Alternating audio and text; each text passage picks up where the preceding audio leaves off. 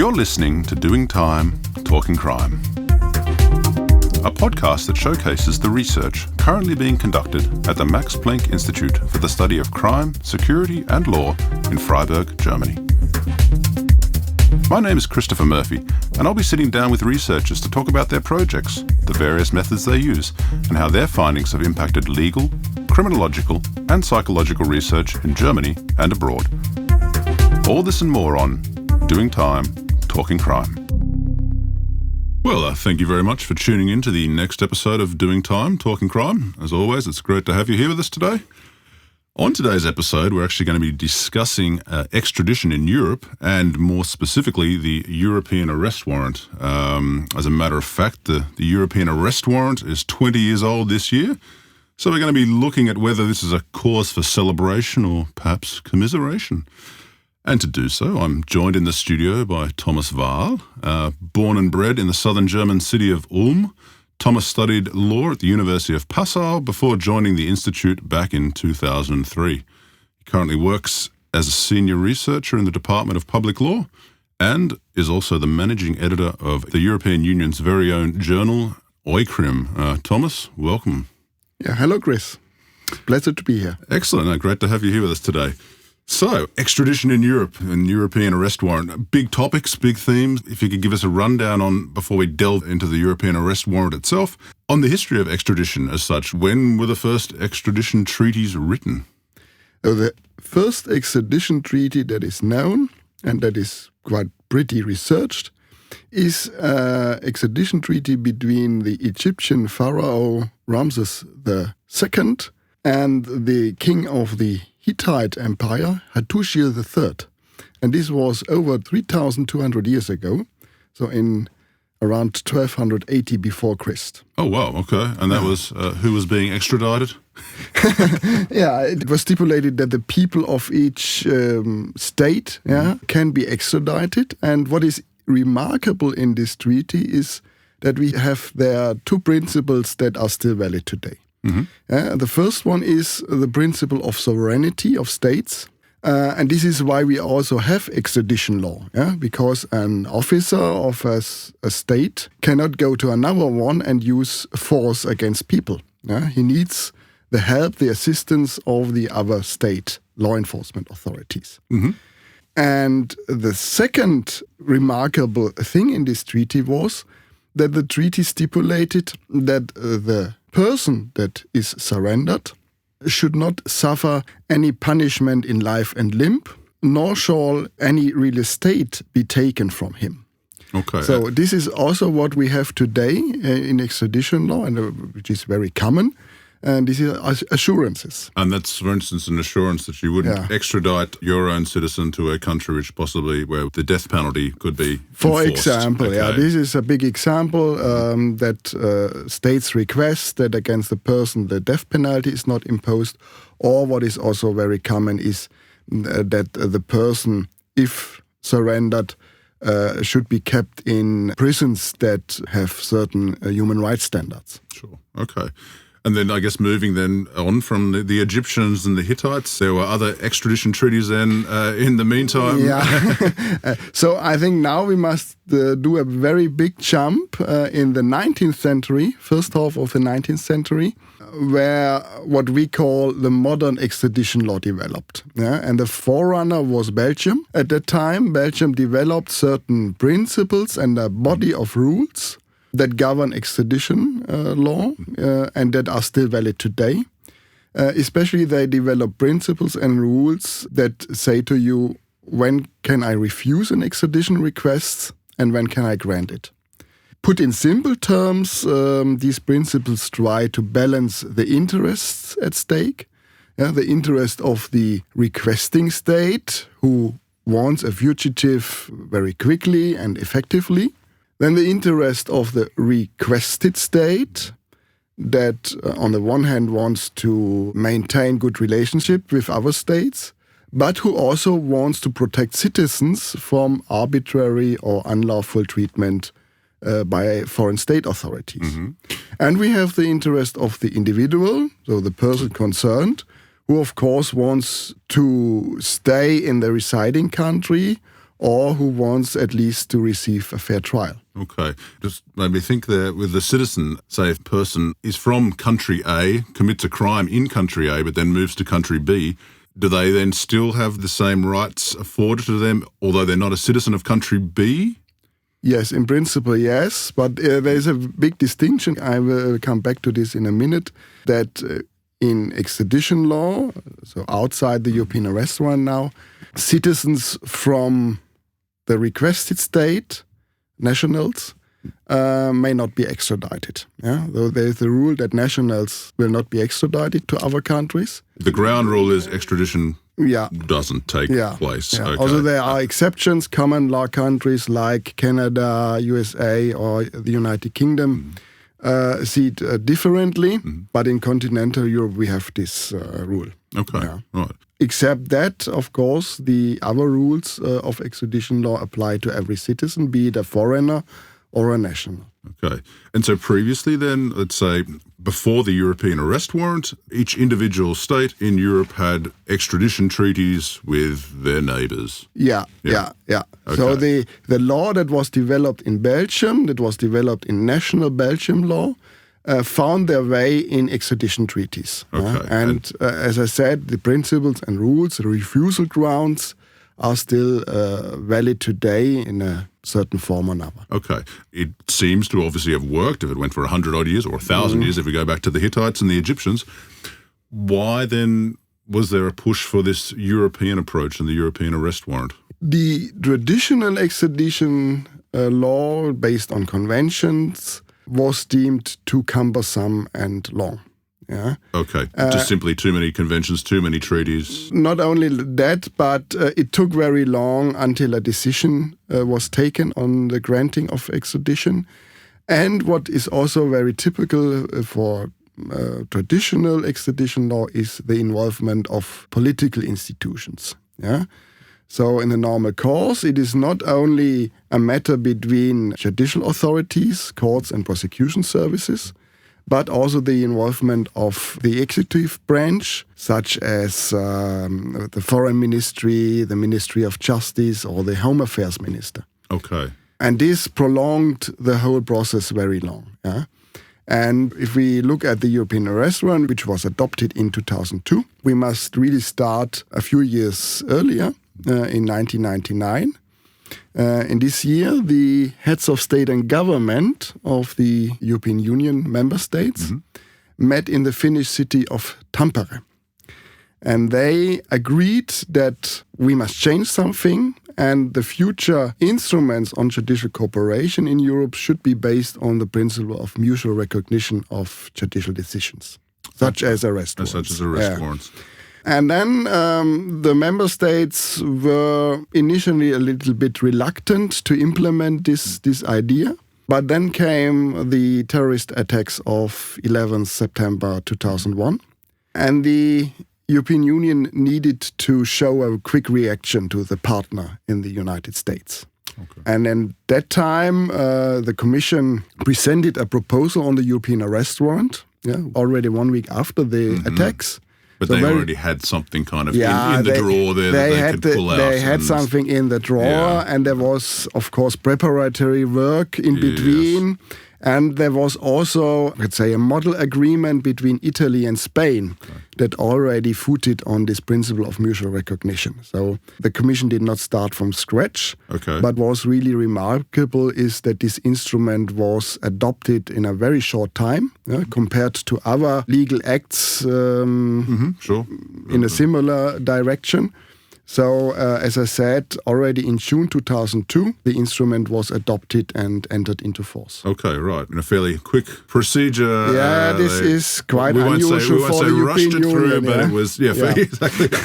Because other legal acts, directives, regulations last sometimes 3-4 years or even longer. Absolutely. I think the European Union has a reputation for taking its time. Yeah. But it was really due to the attacks of 9/11, and this was the main accelerator. Okay. And was that then at the time, or is the European Arrest Warrant, is it like Schengen, or is it like the euro currency? Is it opt-in, opt-out, or does it apply to all member states of the European Union?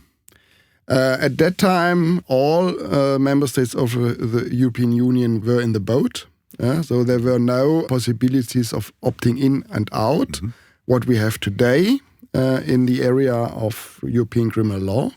That mainly concerns Denmark and Ireland. At that time, this was not possible, according to the EU treaties.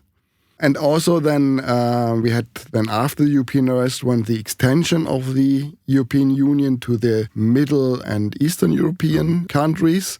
And they were also obliged to implement the European Arrest Warrant. So today, all 27 EU member states apply the European Arrest Warrant. And also the United Kingdom had it in place during its membership. Sure. But what should be stressed is that the European Arrest Warrant applies exclusively within the European Union. So it is an extradition scheme in the legal area of the European Union. Okay. Maybe if you could provide the listeners with a few practical examples of where the European Arrest Warrant has been used, which we might have heard in the media. Yeah, I think listeners indeed heard from time to time about the European Arrest Warrant in newspapers or in the media. I may give you perhaps 3 examples. I think the most prominent case is the extradition case of WikiLeaks founder Julian Assange. I think a lot of listeners connect this case with the extradition request from the United States to the United Kingdom. But the entire case started with a European arrest warrant from the Swedish prosecutor against Julian Assange, who prosecuted him for rape, sexual molestation and unlawful coercion against 2 women in Sweden. Okay. And that was then from the Swedish prosecutor to bring Julian Assange back from the UK. From the United Kingdom to Sweden, And Julian Assange wanted to build up his business in Sweden because it's a very free country and very media-friendly country. But he recognized that it might not be that easy not to be prosecuted there for other crimes, of course. Yeah. And then he escaped, one can say, to the United Kingdom. Okay. But that was an arrest warrant in that case that didn't succeed, correct? Or he wasn't taken back to Sweden? Yeah, he wasn't, yes, that's right. But he couldn't. So after a long legal dispute in the United Kingdom, finally, the High Court of London accepted the European arrest warrant, but then he flew to the embassy of Ecuador, and then also in parallel, the extradition proceedings started with the United States. Another case that appeared in the media was the attempt by the Spanish authorities to get back Carles Puigdemont, former leader of the Catalan government, who pursued the Catalan independence from motherland Spain. And this case kept busy authorities in Belgium, Germany and Italy. But this case, until today, was for him successful, because his defense counsels were able to convince the authorities in Belgium and Germany that the crimes he's alleged for, the crimes of rebellion and sedition, do not match equivalent crimes under the Belgian and German law. So a very fundamental rule in extradition law is not met, and this rule is a double criminality. I see. Right. Okay. So currently he is still has not been extradited. He is not extradited, and he still is moving a little bit in Europe. Carefully, I would imagine. Carefully, sometimes also not. But it will be exciting how this procedure goes on, because the Spanish authorities really want him back, and also other allies from the former government. Because their attempt with the arrest warrant has thus far been unsuccessful. Can they keep attempting, or is there at a certain point a stop there where it's like, this arrest warrant has failed, it doesn't meet the standards, we are not extraditing? No, this is not the case, and this is so you can always issue new European arrest warrants, and perhaps also find new arguments. This is a bit also, in my view, a disadvantage or a flaw, but that not only applies to the European arrest warrant, but to extradition law in general, because the other states do not need to accept decisions of other requested states. Yeah. So if a person travels again to another state and the extradition request is still in place, the whole procedure starts from scratch in the new country. Okay, Yeah. so simply the country A again, let's sort of Spain in this case, has to simply then apply to Germany, and that's why there's several. Because I was wondering when you said the extradition, there was Germany, there was Belgium, there was several countries involved. Yeah. That's because the person has been moving around. Yeah. Okay. So, but this is a claim, especially now also from our research, that there should also be a kind of a principle of mutual recognition in favor of the extraditee. Yeah? And not only mutual recognition kind of for the authorities. Right, yeah. Okay. Yeah. And perhaps, the third, if I may, you may, absolutely. Third case, which I find perhaps very interesting for the listeners, especially for our football fans, is the arrest of Rui Pinto in Hungary, Budapest, and his surrender to Portugal. Rui Pinto is known as the person who revealed tax evasion schemes from footballers, their agents, and football clubs. Right. In Portugal or in Europe as a whole? He revealed it in Europe as a whole, but he's a Portuguese guy. And that's why the Portuguese and that's why the Portuguese government would like to have him. And he operated also, I think, in Portugal a little bit and leaked information. And also this case is quite interesting because for some people he's a hero, a whistleblower. A whistleblower, that's right. Who needs to be protected. But in Portugal he is indeed prosecuted for attempted extortion, a violation of secrecy, and illegally accessing information. Okay. So that's currently, this case though is still on the go? Or? Yeah, so he was surrendered and he's currently facing trial in Portugal. And it was surrendered, we mean then extradited, put on a plane and then sent back? Yeah. Okay. Yeah. Right. Also on the basis of the European Arrest Warrant. Okay. You're listening to Doing Time, Talking Crime, a podcast by the Max Planck Institute for the Study of Crime, Security and Law. I guess we've now talked about practical cases and we've talked about the history of arrest warrants in general. What separates the European arrest warrant from, I guess, a traditional treaty between two countries, other than the fact that it obviously applies within the bloc? These differences can be divided into the ones that concern substantive extradition law and more procedural elements. So on the substantive side, the most important change is that the European arrest warrant foresees only limited, modified and even abolished refusal grounds. Okay, and that's different than to a traditional... This is, I may give you two examples. So the aforementioned double criminality principle was abolished for 32 categories of offences. Okay. So they are listed in the European Arrest Warrant Legal Act. And if one of these offences are the subject of the extradition request, the requested state is prohibited to verify whether this case is also punished under its own law. Oh, I see. Okay, so for certain crimes, there is no chance to say, no, we don't prosecute against that here. We're not extraditing. We have to now. Okay. Yeah. The double criminality principle is a very traditional principle, as I said, especially developed in the 19th century in Belgium and is still valid today in most extradition treaties. But as you see, the European Arrest Warrant slightly amended or modified this principle. Yeah? And such these offenses include, for example, corruption, fraud, murder or rape.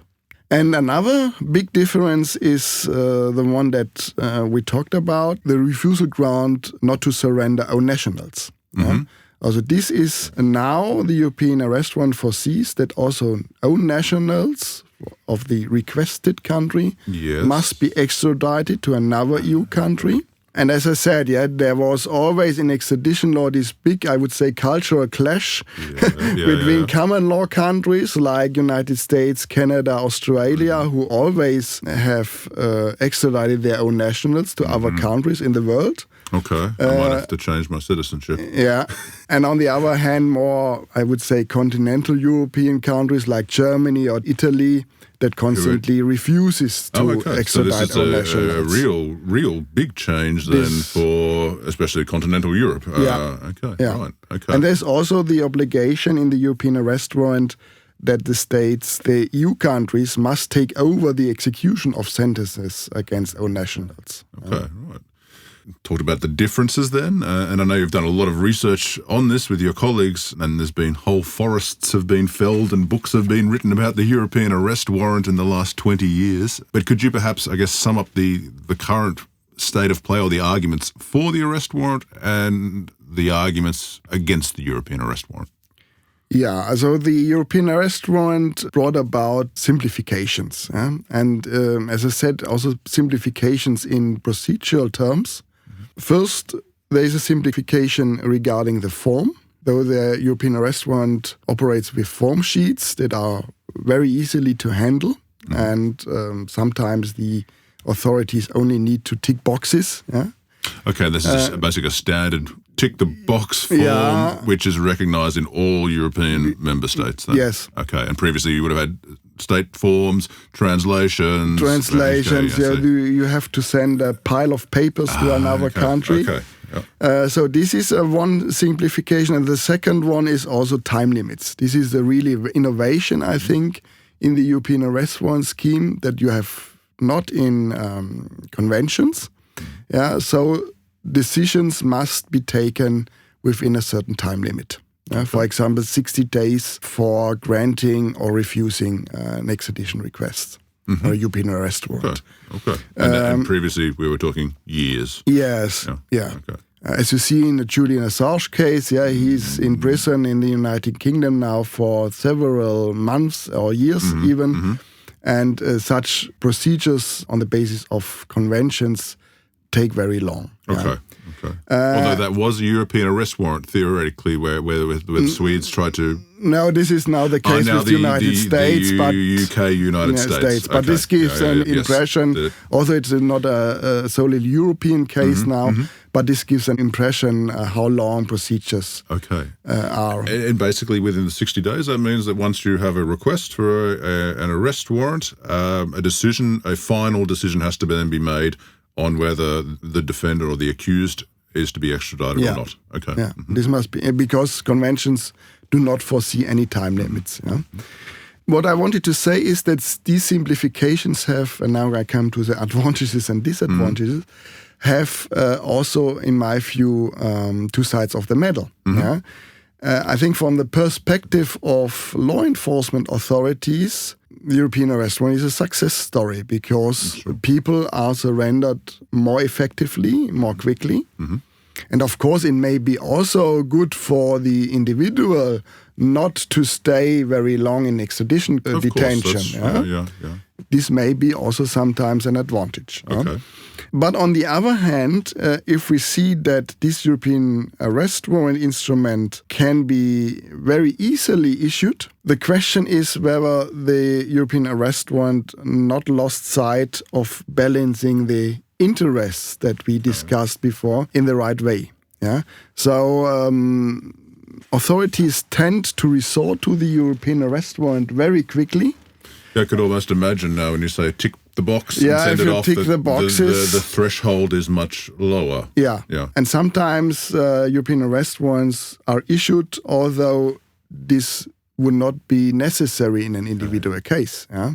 Because there are also other instruments in judicial cooperation and mutual legal assistance that could be used. Yeah? But since the European arrest warrant is that simple and also that much known, because other instruments are not that much known also within the authorities, it is often used as a hammer, depriving people from liberty. This must be clearly stated. Although this might not be proportional in an individual case. And this is, I think, the main flaw of the European Arrest Warrant. And this is the case that the European Arrest Warrant legal act does not foresee a binding proportionality check. Yeah. Okay. So it's a simplified task, and as such, it also is more successful now. I mean, the success rate with a European arrest warrant sounds quite high, or you would know within 2 months, whether or not. Okay. Yeah. I think the success rate in general... It's a success rate from the perspective, obviously, of the law enforcement authorities. But of course, I always say also if you extradite somebody on the basis of the conventions on the traditional scheme, also the rate for refusal is very low. The procedure lasts longer. Okay, the procedure is But at the end, if you compare a little bit the cases, so the arguments of the defense for refusal grounds seldomly come through. Yeah. Okay. So, you talked then about these arguments for and against, and you've done research though yourself, I guess more specifically in law enforcement authorities, but also you looked a lot at the case of defendants. I mean, how did you do that, and what did your own studies find on the effect then of the European Arrest Warrant on, I guess, defendants in particular? Or accused, how do you refer to them? A defendant, accused, the person under an arrest warrant? I'm not sure what the term is there. So we did not interview the surrendered persons as such. But what we do in our research is that we do not only look, or I have not only looked at the law in the books, but I also looked at the law in action. Yeah? So I myself did several studies where we interviewed the professionals involved in extradition cases, judges, prosecutors, but also defense lawyers. Okay. Or we analyzed other studies that had the same approach. Yep.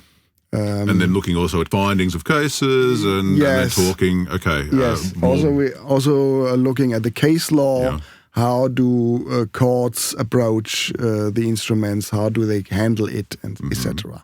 Yes, regarding the findings, what our research evidenced is that, as I indicated before a little bit, that there are lesser problems in the substantive elements of the European Arrest Warrant. Yeah? So we found out, for example, that the double criminality principle, there is bookshelves of legal literature about this. It's very much discussed in the academia, but in practice this is not really a problem, because in most cases the facts that are submitted and that are jotted down already indicate that this activity is also a criminal act in the requested state. Okay. And so when you say substantive, we're talking about the law itself. Especially the refusal grounds. The refusal grounds, okay. What is more worrying in our view and really problematic for the defendant are more these procedural changes that we talked about. First, very often the form sheets used in the European Arrest Warrant scheme only include very brief and scarce information. And so it is, despite additional procedural safeguards that were implemented in the last years, it is the wanted person does often not understand the charge, what is wrong with him, especially if there are facts described that appeared a long time ago. Also, if these are minor offenses, like theft of a timber in the wood or something like that. Right, okay. Will often not be stated in layman's terms, rather be paragraph or section, so on. So, and then I guess, so this could happen. You get a knock on the door then, or how does a warrant actually get sent out then, a European arrest warrant? Let's say there's been theft of timber in Austria. Then they send that to Germany, the request, and then... And normally it is executed. So if it is no refusal ground, as I said, it is hard to find information on refusal grounds, then also the European Arrest Warrant applies.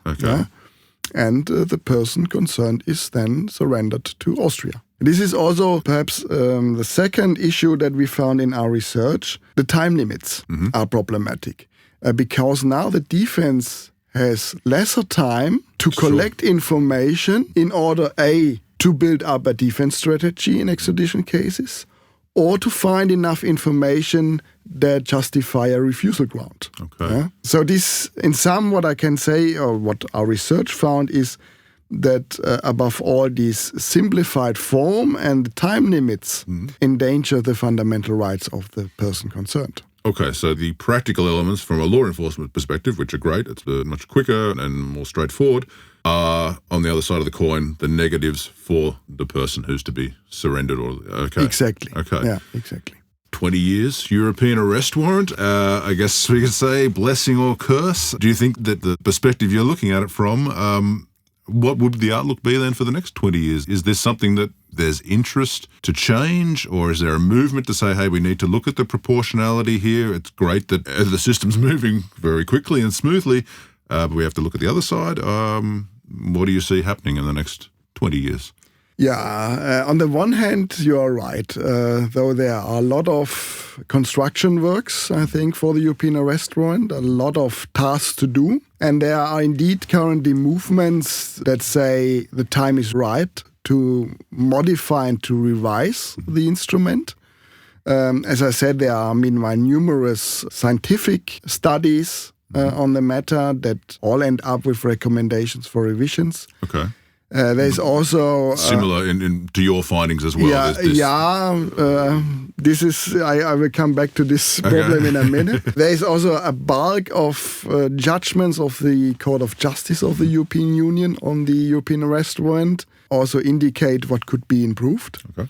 There are movements from political institutions such as the European Parliament that also request that there should be a modernization and amendments to the European Arrest Warrant. But this is the one side. The other side is that we must see that there is also a colorful bouquet of opinions, expectations, demands, and interests. And not only the views among the governments of the EU member states differ, but also the views between the different professional groups. Oh, okay. Within individual countries even. In the individual countries even, across the countries, etc. In my view, it is very difficult to bring together these views into the play. Okay. To distill a clear line of how we'll amend this or not. Okay. And to find this right balance between the interests that we discussed during our podcast. I think this is a real challenge. And so also many politicians fear now that if we tend to a reform, this reform would open Pandora's box. Very wary then about whether they want to shake things up or prefer to go with the status quo. Yeah. Okay. So if we meet again in 20 years, if I might dare an outlook, I think we might have a different instrument, a new extradition scheme in Europe, a modified form, but I do not expect it in the very near future. Well, that's an outlook then, and I'd say you and I meet here in 20 years' time, 2042. We'll pencil it into the calendar, and let's see where we find the European Arrest Warrant 2.0 at that point in time. Yeah. Well, thanks so much, Thomas. I hope you enjoyed being on, and I found it very interesting learning a little bit about European arrest warrants, and all the best of luck with your future research. Thanks very much.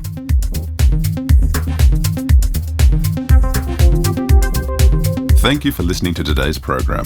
If you would like to hear additional podcasts or learn more about our research, please visit our website at www.csl.mpg.de.